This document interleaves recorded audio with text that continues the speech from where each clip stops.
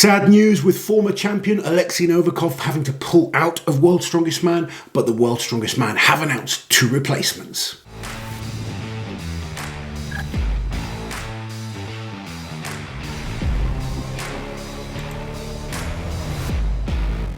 So obviously, always sad to see another athlete out of World's Strongest Man, and there are a few athletes out of this year's World's Strongest Man.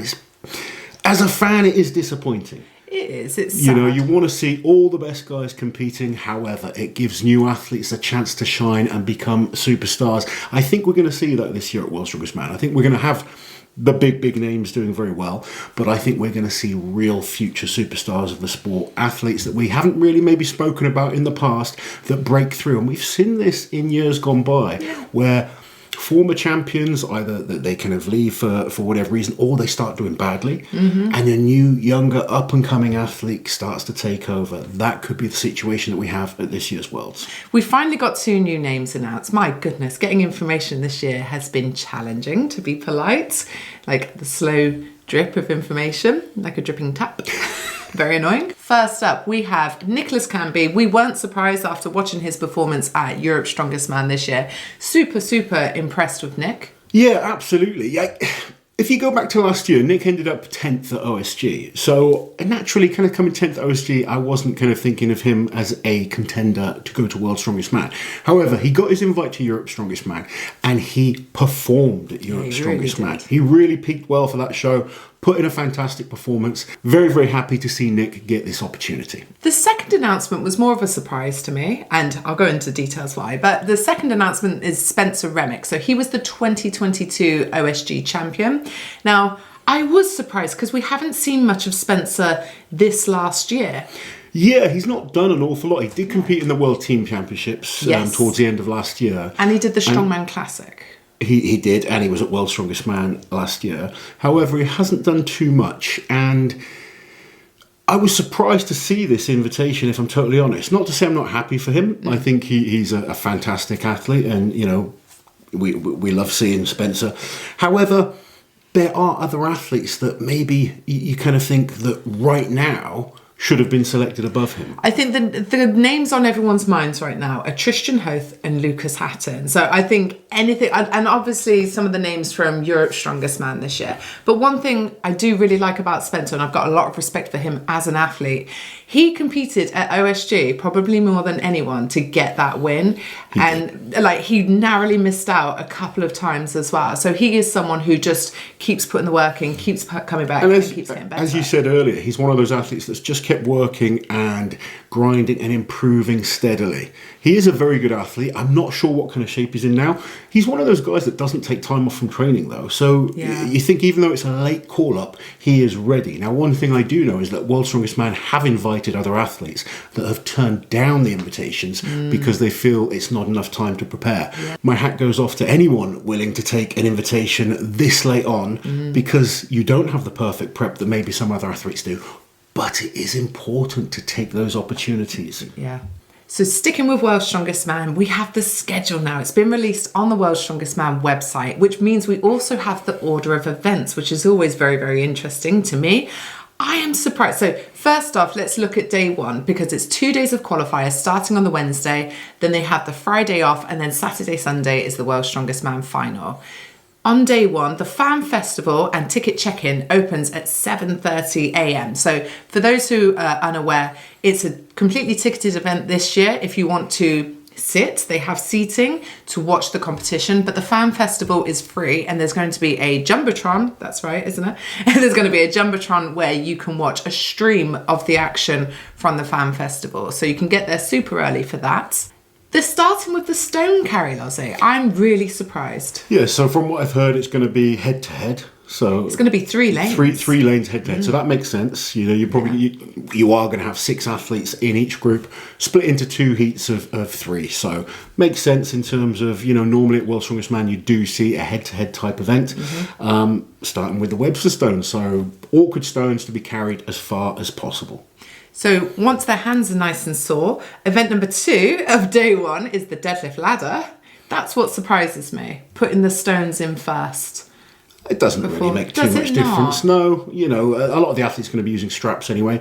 Obviously, if you do damage your hands, that might change your technique or your tactics for those that might decide to go for a few bars without straps. That's something that you have to deal with in strongman. I don't think it's a big deal. Athletes should be prepared for that type of thing. Yeah. And then the last event that they're doing on day one, so this is on Wednesday afternoon at 4 p.m, it's due to start, is the sandbag steeplechase, which I assumed would be the first. Yeah, this was the other event I looked at that thought maybe this could be the first event. Often at World's Strongest Man, you start with a loading type event. Yeah. But Day one, finishing with the loading this time.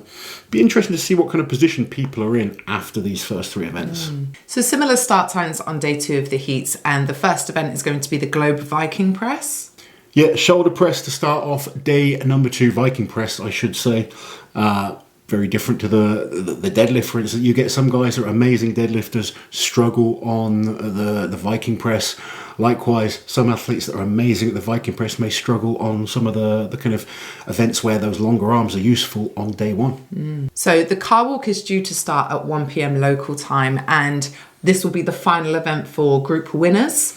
Yes, so a big advantage to the athletes that do not have to end up in the stone off. You want to be getting through the heats of World's Strongest Man as easily as possible. And we should point out also that last event rule applies all the way down. So if you are tied on points at this point after the car walk, the athlete who won the car walk will take the advantage. Yeah, that's true. And they are finishing day 2 with everyone's favourite, the stone off, which is due to start at 5 p.m, which I think is going to be 10 p.m. UK time.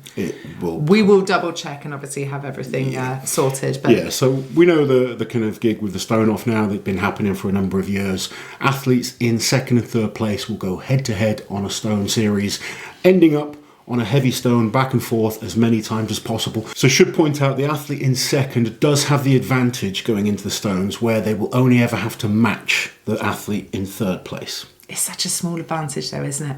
And like, I don't know that it is a big advantage, because all you have to do is equal the next person. When you're talking about that 200 kilo stone, really, when you're looking at some of the best guys in the world, the difference isn't huge. And to be fair, you are right, because last year, everyone who was in 2nd place going into the stone off ended up making the final. Really, you need someone that is so much better than you going head to head on the stones to have that big advantage.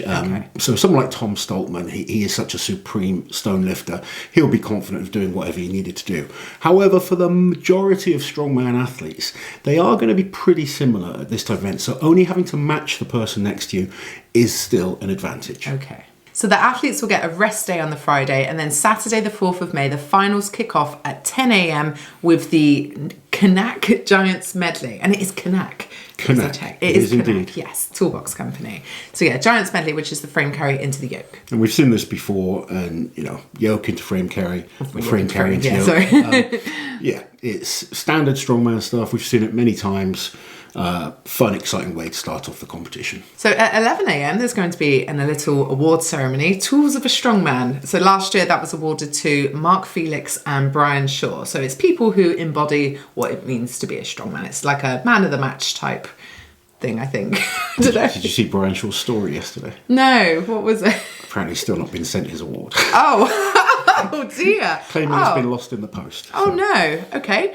Moving swiftly on to event number 2 of the final, which is the Max Axel Press. Maxel. Always fun to see a Max event at World's Strongest Man. I've said many times, by this time the athletes are sore. However, you're talking World's Strongest Man, I think we're going to see some big numbers. Certainly well over 200 kilos.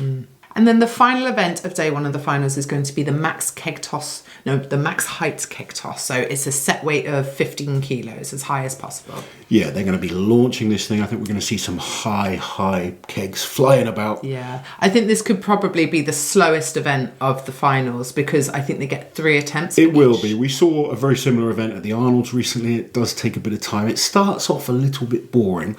However, it normally gets pretty exciting as we get towards the end. So, yeah, tune in for that. And, towards the end, when we get some serious height on it, and our athletes are battling back and forth, it can get quite fun. So the last day of the competition is Sunday, May the 5th, and they are starting with the Conan's Wheel at 10 a.m. Conan's Wheel in the final of World's Strongest Man. When was the last time we saw Conan's in the final? I'm not not sure. Obviously, we had it in the group stages last year. It feels like a long time because last year when Brian had the Conans in his group, I was trying to look at when he'd last done a Conans. He'd never done them in the heats. And I had such little information. So it's been a long time. Going back to when Mariusz Pudzianowski was dominating, it was a very common event and he was unbelievable at it. Be interesting to see what our new athletes can do. We have seen some very impressive Conan circles in some of the Giants Live contests, and kind of depends who gets into the final with stuff like this. You get some athletes that maybe not the strongest guys in the world, but they're unbelievable when it comes to a Conans. Yeah, I was going to say it might be a surprising result for someone that we've not actually seen do it in competition. Yeah, before. It's an event I've seen at the Champions League quite a few times, and you do have some athletes that are just seriously good at it. Mm-hmm. Now, the results of this event are going to be so important going into the deadlift because obviously, I'm assuming they're going to be paired for the deadlift, and it's a 4 reps event. So you want to go as late as possible, don't you? Absolutely. You want to know where you need to be. You know, sometimes events are just about going flat out, doing what you can. At this point in a competition, there may be opportunities to be tactical. Now, that's the advantage of doing well in the previous events.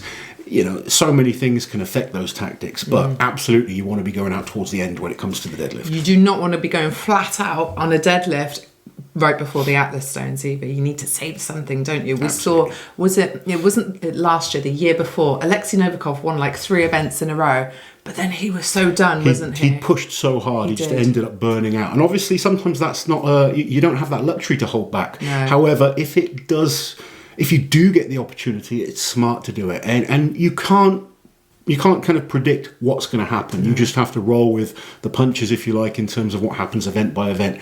But if you are in that position where you think, okay, I just need to do this will keep me in a good position going into the Stones, it's a big advantage. So as an example, someone might do 8 reps.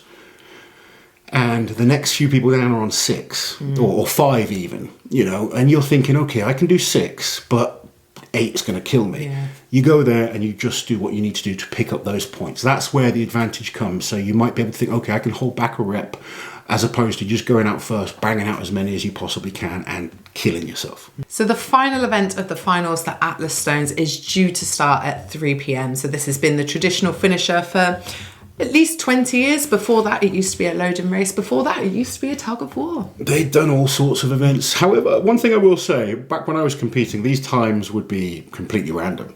You know, the last few years, World's Strongest Man do seem to have stuck to a pretty tight schedule. So hopefully these times will be quite accurate. Fingers crossed, yeah. Obviously, it's going to be subject to change. There might be factors that weather, etc. But yeah, fingers crossed, everything runs in time so the guys can get back to the hotel and rest, ready for the next days. But then, 1 hour later, we will have the award. Well, no, actually, that will be straight after. I guess they have to do the Stones in that time. Then we'll have the awards ceremony, and we will see who is the 2024 World's Strongest Man. So moving on in the strongman world, we did a video earlier in the week about Thor competing at the Shaw Classic this year. Since then, announcements for Mitch Hooper and Tom Stoltman have both gone up on the Shaw Classic Instagram page. And we also know that the winner of the qualifying show last year, Austin Andrade, will also be competing, as well as another 12 top-level strongmen. And more news coming out of the Shaw Classic is that the Shaw Classic Open this year, which the Men's Open has been the qualifier for the last 2 years, I believe, they're going to have weight classes now. So there's going to be 4 classes in total, 2 for women, 2 for men. And sticking with weight classes, this Saturday in Derry, Ireland is going to be the official Strongman Record Breakers show. So this is going to be a combination of a couple of things. So there's a log lift and deadlift championships in there. And then there's also some independent record breakers. So it's men and women competing. It's going to be live streamed on Official Strongman. So if you purchased an Official Strongman 1 month membership for Europe's Strongest Man, you will still have access for this. So 10:30 a.m. UK time, which is horrendous in some parts of the world, especially over in the USA. But you will be able to watch that later on playback as well. Also this weekend, we have Australia's Strongest Man and Strongest Woman competition. Huge competition, 8 events at this one. Events including the Log for Max, Farmer's Walk, Flag Hoist, Car Flip, Overhead Medley, Deadlift, Medley, and the Atlas Stone. So it should be a great competition. We'll bring you the results of that one once we get them. It sounds like a really tough competition, doesn't it? That's how it should be. It sounds I love great, it. like car flip. Love it. Car flip, I'm trying to convince Darren to do a car roll at Giants Live. That would be because I think the car walk looks cool, and I think a car flip is just an awesome event. So I look forward to seeing what results come out of Australia this weekend. And finally, we are going to leave you with an announcement from Magnus for Magnusson about how USA athletes can qualify for this year's Magnus for Magnusson Classic. Hey everyone, I got some exciting news to share. We have partnered with official Strongman Games to give the US athletes a chance to qualify for the Magnusson Strongman Classic on 22nd to 24th of November. Each winner of the Men's Open OSG Regional Qualifiers will go into an athlete pool, and I and Lynn Morehouse will review and select an athlete. If the selected athlete can't make it, the next athlete from the pool will be chosen. We are excited to offer this opportunity to the US athletes. I will also be attending the OSG on 5th to 8th December in Madison, Wisconsin. I am really looking forward to being there and seeing all the amazing athletes perform. Train hard and stay strong.